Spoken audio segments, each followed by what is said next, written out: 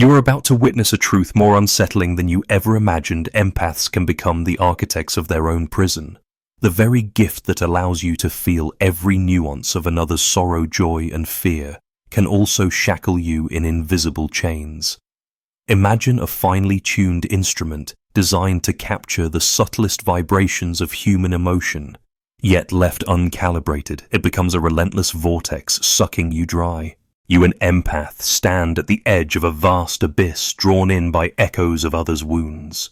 In every interaction, your heart races as if sensing a storm before the clouds have formed. You absorb energies like a sponge, believing your empathy to be a superpower, until one day it betrays you. That moment comes without warning. A sleepless night where the whispers of loved ones you've lost swirl through your mind, a conversation replayed in your psyche until you can no longer breathe. The walls close in history blends with present, and your own voice is drowned out by the chorus of unseen dramas. This shocking awakening is Carl Jung's warning to empaths: neglect the shadow within, and you surrender your power to forces you cannot name. The shadows you refuse to face will become the puppeteers of your emotional landscape. Every time you rescue someone else from their darkness without exploring your own, you hand over the keys to your inner kingdom. The compass of your soul will spin wildly unless you anchor it in the depths of your own unconscious. Carl Jung wrote, "One does not become enlightened by imagining figures of light, but by making the darkness conscious."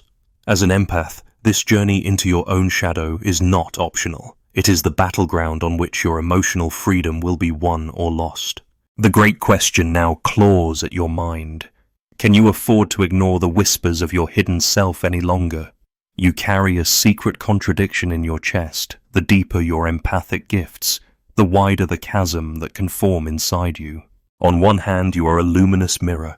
Every sorrow, every joy, and every fleeting nuance of another's soul reflects back through your veins. You become a beacon of comfort, a sanctuary in human form. Yet on the other hand, that same radiance hides a creeping void, an emptiness that expands every time you pour your energy into someone else's pain without replenishing your own reserves. Imagine an ancient well, clear and deep, whose waters sustain an entire village. At first, each draw of water seems boundless, but if the villagers forget to refill the well, it will dry up. That is the haunting paradox of being an empath. Your compassion appears inexhaustible, until one day you see the walls of your inner well crumble, and your reflection stares back through cracked glass. This void is not merely emotional exhaustion. It is a vacuum that devours your sense of self. You begin to confuse another person's grief with your own, to accept responsibility for feelings that aren't yours. You rescue a friend from despair and feel hollow afterward, as if you've handed over a piece of your soul as payment.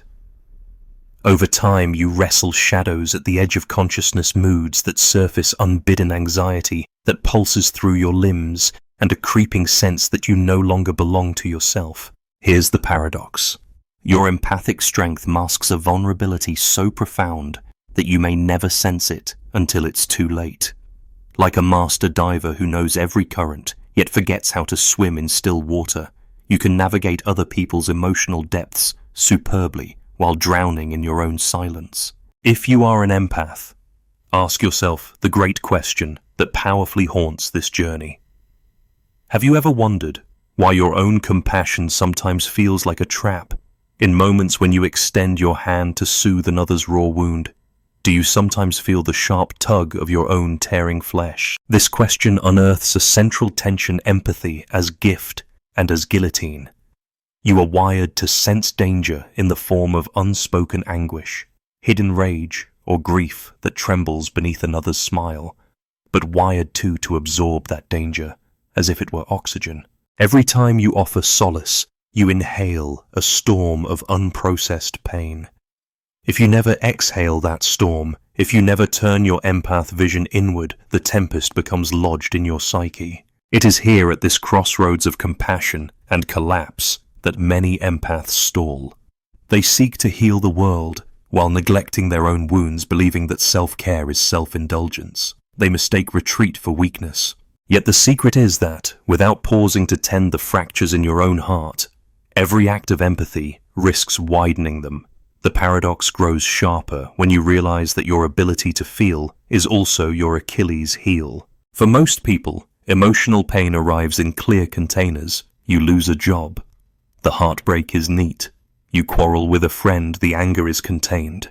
But for you, empath, emotional pain arrives in broadcast signals. Your nervous system is tuned to every frequency. Discordant notes from strangers, lingering sadness from passing acquaintances, unresolved traumas from your past that resonate with someone else's story. Like an antenna with no filter, you catch it all. Worst of all, this paradox festers in silence. Your uncanny intuition warns you when someone is not being honest. But do you listen to the whisper that you're depleting yourself? You can talk for hours about healing another's psyche, yet freeze when someone asks, "How are you really?" That silence is by design. The void shields you from the terror of acknowledging your own needs. Once you hear the echo of your own empty well, you must ask yourself the great question again. Is my compassion saving me, or am I using it to avoid facing the darkness within? The empath's path forks here. You can continue down a road where saving everyone else means losing yourself, or you can confront the paradox and begin to heal that hidden emptiness. But rest assured, the longer you ignore the paradox, the deeper it burrows, until compassion feels like a cage you cannot escape. You've heard whispers about Emma, a dedicated hospice volunteer whose heart shone so brightly that everyone she met felt lighter in her presence. You might even see reflections of yourself in her story, a deep-seated urge to alleviate suffering, to stand firm in the storm of someone else's grief, believing that your compassion can somehow make the world gentler. But beneath her radiant smile lay an unconscious tempest ready to erupt. From the outside, Emma's life appeared nearly perfect. By day she comforted the terminally ill and their families, offering solace in the bleakest hours. By night, she worked at a small cafe, listening to lonely patrons dispensing free slices of cake and the warmth of her full attention. You can picture her crossing city streets with arms full of flowers for a grieving widow, or kneeling beside a child's hospital bed, gently brushing back hair as tears pooled beneath delicate lashes. To you, she exemplified the empath's highest calling, to bear witness to pain and transform it through empathy. But late one summer evening, after an especially grueling shift at the hospice, Emma returned home to discover her roommate's boyfriend collapsed on the living room floor. Instinct pulled her in. She spent the next 3 hours administering CPR and soothing his panicked breaths.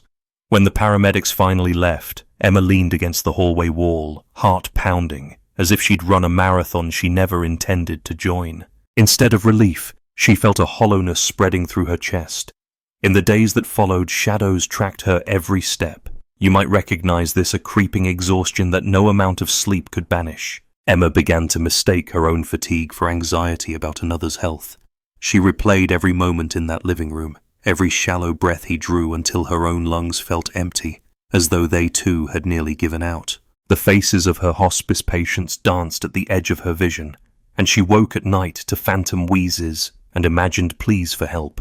At work, her sanctuary, the walls closed in. When the widow she'd visited collapsed in tears, Emma's heart constricted so fiercely she felt lightheaded. You know that moment when helping becomes harmful. Instead of offering comfort, you become a hostage to another's despair. Emma found herself sinking into oppressive darkness, yet she pushed on. After all, this was who she was. Her compassion was her identity. But identities can become prisons. One afternoon, Emma stared at her own reflection in the cafe's polished espresso machine, hardly recognizing the pale face staring back. Dark circles ringed her eyes. Her smile felt practiced, brittle. She realized she couldn't recall the last time she'd asked someone, "Are you okay?" about herself. The question had been off limits for so long that silence felt safer than vulnerability. A breakthrough came unexpectedly during a routine counseling session with a hospice family. The daughter, tear-streaked and desperate, looked at Emma and said, "How do you stay so strong?" The question struck like an arrow. Emma hesitated, then whispered, "I'm not." She felt the dam break. Her own sorrow rushed forth. She sobbed openly in that small room, refusing to groom her tears into someone else's narrative. For the first time, she allowed her own pain to exist. That day, Emma realized her unconscious mind had been betraying her all along. It had hidden her needs behind layers of altruism, keeping her shadow in the dark. By never acknowledging her own despair, she became an unwitting conduit for everyone else as an empath who absorbed but never released. Her inner terrain looked as though someone had dropped storm clouds into a pristine valley and never let them pass. In the weeks after Emma embarked on shadow work, you see her sitting in a sunlit room, writing unsent letters to every patient whose story she'd carried too long. You see her drawing a circle of salt on her bedroom floor, symbolically setting boundaries, reciting affirmations that reminded her compassion began with herself. You witness her trembling as she confronts memories of childhood loss she'd tucked away under forgiveness for another's hurt, realizing that until she exorcised her own ghosts, she'd remain fractured. This transformation didn't happen overnight. Nights were still restless. Tears still came unexpectedly. But Emma discovered that when she paused to honor her own feelings first, by journaling, meditating, seeking therapy, she regained the strength to accompany others through theirs without being consumed. She set specific times for compassionate work and safeguarded personal rituals, like morning walks by the river, where she could refill her depleted well. Today, Emma returns to the hospice with a steadier heart. You can see it in her posture, in the way she places one hand over her own heart before opening her arms to another. Her gift remains luminous, but now it is grounded in self-awareness. She learned that unless empaths like you confront the unconscious currents beneath the surface, every rescue mission risks drowning the rescuer. Emma's story is a testament and a warning.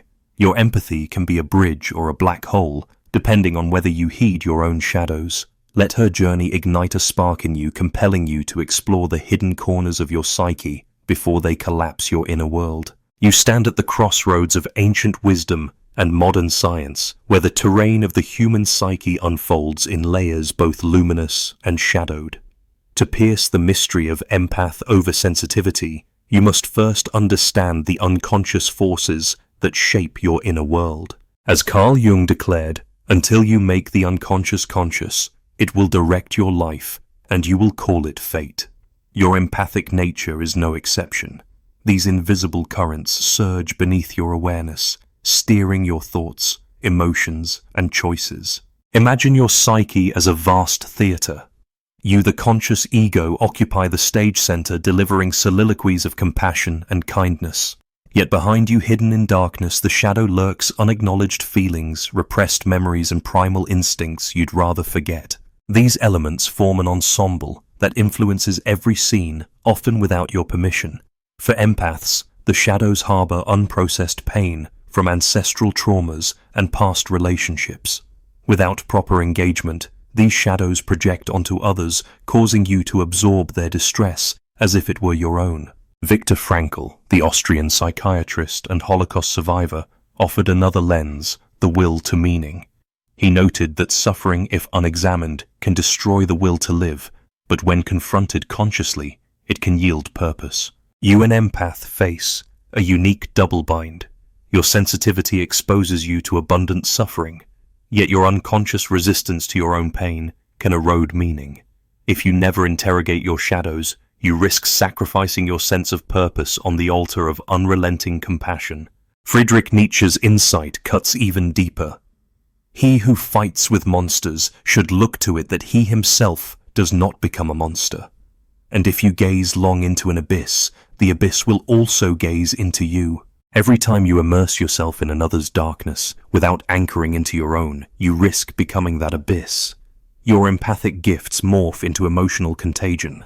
Like neurons firing in sync, your mirror, neuron system supercharges empathy, yet without modulation, it becomes a runaway amplifier echoing emotional pain far beyond its source. Contemporary neuroscience corroborates this peril. A 2021 study published in Social Cognitive and Affective Neuroscience found that high empathy individuals exhibit heightened activation in the anterior insula and the anterior cingulate cortex regions linked to pain perception and emotional regulation. In other words, your brain processes others' suffering almost identically to your own pain. While this neural mirroring fosters deep connection, it also predisposes you to vicarious trauma if left unchecked. Beyond brain physiology, social dynamics compound the risk. In today's hyper-connected world, emotional stimuli barrage your senses, news cycles rife with crisis, social media streams of heartbreak, every whispered rumor amplified through group chats. As an empath, your finely tuned antenna picks up every signal. Without boundaries, your internal world becomes as chaotic as a city square during rush hour. Biologically, your autonomic nervous system reacts to others' distress with sympathetic arousal. Your heart rate synchronizes, your cortisol spikes. Chronic exposure to this stress response can result in adrenal fatigue, disrupted sleep, and compromised immunity.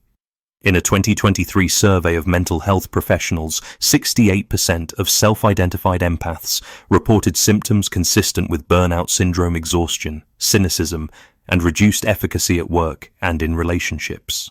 Psychologically, the greatest danger is identification. When you continuously merge with others' emotions, you blur the line between self and other. You might believe you feel someone else's fear because it belongs to you, reinforcing patterns of codependency. This identification stalls your individuation, the Jungian process of becoming an integrated whole self. Lita Hollingworth's early 20th century research on gifted children highlighted a parallel: children with heightened sensitivity often exhibited social withdrawal and anxiety when lacking appropriate coping strategies. The same principle applies to adult empaths. Sensitivity without support can lead to isolation and despair. So what do these theories converge to reveal? Your empathic potential hinges on your mastery of the unconscious. If you never engage in shadow work, examining your repressed emotions, charting the currents of your fear and grief, you remain a passenger on a runaway train. Your psychological, biological, and social faculties conspire to siphon your vitality.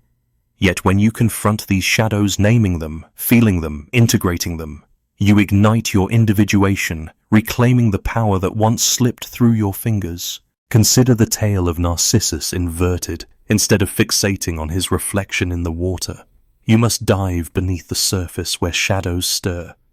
There in the depths you excavate hidden traumas and forgotten strengths. This descent is not for the faint of heart. It requires courage, honesty, and disciplined practice. But as Jung promised, one does not become enlightened by imagining figures of light, but by making the darkness conscious. Your empath gift, when harmonized with shadow work, becomes a profound alchemy. Biological sensitivity transforms into emotional resilience. Neural mirroring becomes deliberate compassion rather than accidental contagion. Social overload gives way to selective empathy, where you choose the causes you support without becoming their sacrificial lamb. This integrated self emerges stronger, like a phoenix rising from ashes, guided by the light of conscious awareness. Beyond theory, real-world practitioners attest to this transformation. Dr. Elaine Aron, pioneer of empathy research, recommends structured reflection journaling, triggers and boundaries to prevent emotional flooding. Neuroscientist Dr. Helen Reese emphasizes intentional practices like loving-kindness meditation to shift brain patterns from vicarious distress to heartfelt connection. Their findings underscore a fundamental truth.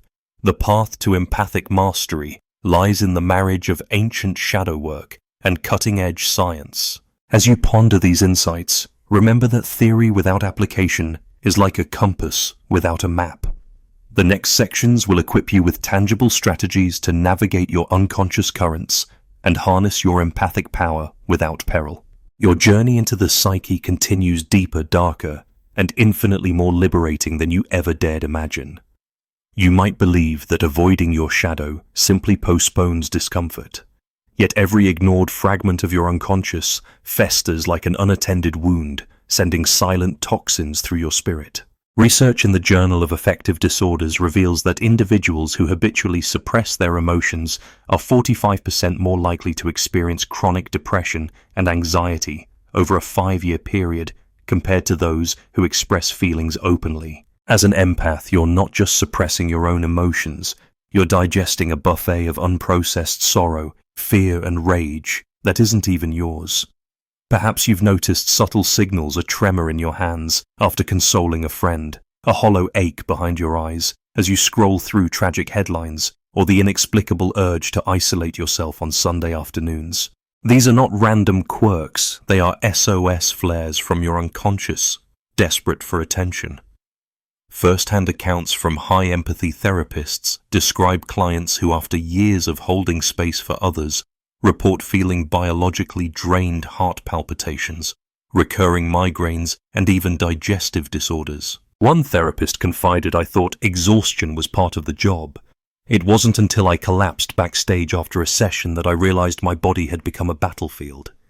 These physical symptoms mirror a deeper psychological toll. When your shadows dictate your emotional weather, you lose the ability to distinguish between genuine need and empathic resonance. You might find yourself fixated on rescuing toxic friends, convinced you can redeem them only to discover they siphon your energy until you collapse. You may believe your purpose lies in solving everyone's problems, even as your own aspirations dim into obscurity. Over time, this pattern can breed resentment toward others for their endless demands, and toward yourself for never setting boundaries. Your relationships become pressure cookers. Loved ones grow weary of your mood swings one day, radiant with compassion the next, unexplainably withdrawn. They may interpret your silence as rejection, intensifying your sense of guilt and isolation. Social scientists have documented this cycle among highly sensitive people, a pattern of overgiving, burnout, withdrawal, and self-blame that can last for years. Without intervention, you risk spiraling into a profound loneliness that feels as though no one can truly understand the storm raging within you. The most alarming cost of neglecting your empath shadows, however, is the erosion of your inner power. You assume power by connecting deeply with others, yet every time you neglect your own unconscious needs, you surrender a bit of that power to the darkness you refuse to face. Imagine juice draining from a battery, almost imperceptible, at first accelerating as time goes on. That battery is your spirit. The darkness in your shadow is the silent thief. Your unconscious mind is draining your inner power right now. This isn't a metaphor. It's a literal truth, backed by neuroscience. Chronic empathic stress elevates cortisol levels, leading to adrenal fatigue, impaired cognitive function, and even shrinkage of the hippocampus, the brain's epicenter for memory and emotional regulation. You may forget simple tasks, lose track of appointments, or find yourself unable to articulate thoughts that once flowed freely. In essence, the more you neglect your shadow, the less yourself you become. Even your creativity suffers. Empaths often draw inspiration from the emotional landscape around them, poetry, art, or music born of deep resonance. Yet when your unconscious pain remains unaddressed, your creative well runs dry. You might sit before a blank page, brush unexplained tears from your cheeks, and wonder why the words won't come.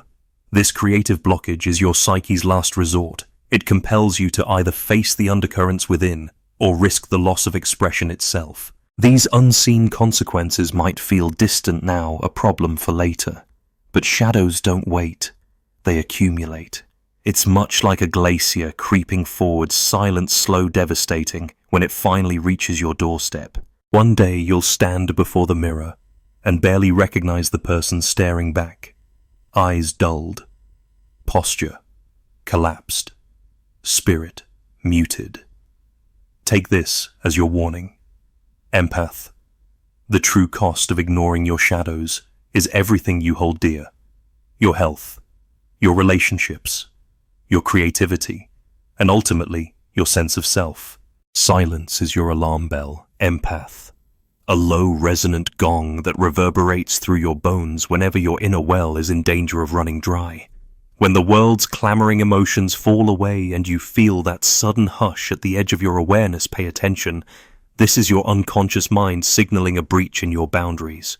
In that pregnant moment of stillness, you can choose to heed the warning rather than plug your ears and soldier on. First, cultivate the practice of compassionate journaling. Each evening before sleep beckons dedicate 10 minutes to writing unsent letters to the people whose energies you absorbed that day. For instance, at work, you might address a demanding colleague. Dear Marcus, I felt your frustration when you criticized my report, and I absorbed it as if it were mine. Now I choose to release your anger and reclaim my calm.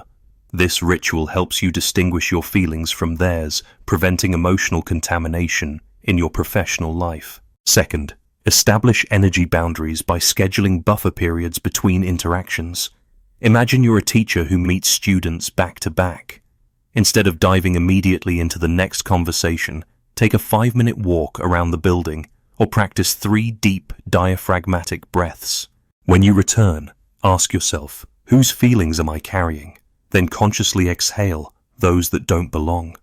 By modeling this in your relationships, politely ending a phone call with a friend, for example, by saying, "I need a moment to recharge before we continue," you teach others to respect your emotional bandwidth.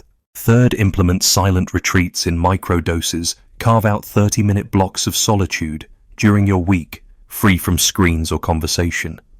You could emulate an empathic nurse who, after a hectic shift, sits in the hospital chapel or a quiet staff room, letting her mind settle like sediment in water. In your personal life, choose a spot at home, perhaps near a window overlooking trees, and simply allow sensations, memories, and images to rise without judgment.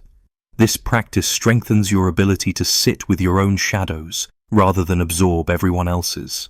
Fourth, embrace intentional social curation.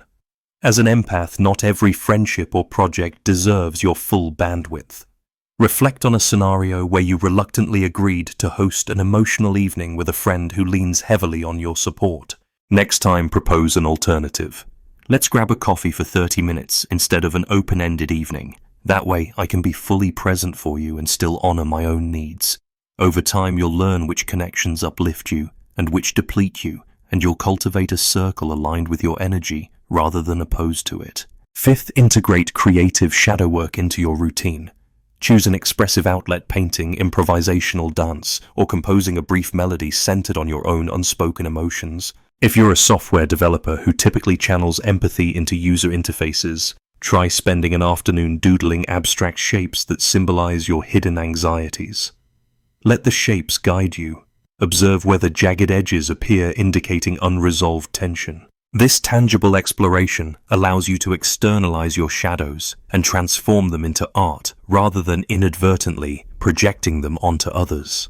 By weaving these actions into your life, journaling, boundary, scheduling, silent retreats, social curation, and creative shadow work, you transform silence from a wall that entombs you into a bridge that connects you to your deepest self. These practices ensure that your empathic gift remains a source of empowerment rather than exhaustion, anchoring your compassion in self-awareness and resilience.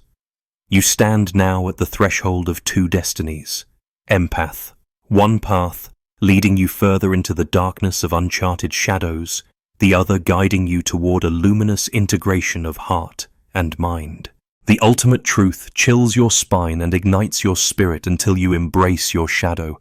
Your empathy remains incomplete, a beautiful gift, half-forged, vulnerable to corrosion by unspoken fears. Only by daring to feel your own pain can you transcend it, transforming your empath's burden into boundless strength. Remember the well that dries when it is forgotten. The theatre where the unseen actors dictate every tragic twist. This is not allegory. It is your life's blueprint unless you choose transformation now. Your unconscious mind has whispered warnings, and you have listened. You have learned that the empath's greatest peril lies not in the world's suffering, but in the silence you construct around your own wounds. Now, stand tall in the knowledge that shadow work is not optional. It is your salvation. In every journal entry, every deliberate breath, every silent retreat, you reclaim a piece of your soul. You emerge not as a passive conduit of others' emotions, but as a radiant anchor, grounded, empowered, and fiercely alive. If this message resonates in the marrow of your bones, take action. Comment below and share which strategy you'll practice first. Subscribe and press the bell icon, because your journey into the unconscious demands companionship, and we'll walk it together. Share this video with fellow empaths who need to hear Carl Jung's warning. Your empathic gift has the power to heal the world, but only when tempered by the alchemy of self-awareness. The shadows await step into their light and become the truest, strongest version of yourself. Thank you for joining this journey. Until next time, remember to feel deeply is to live fully.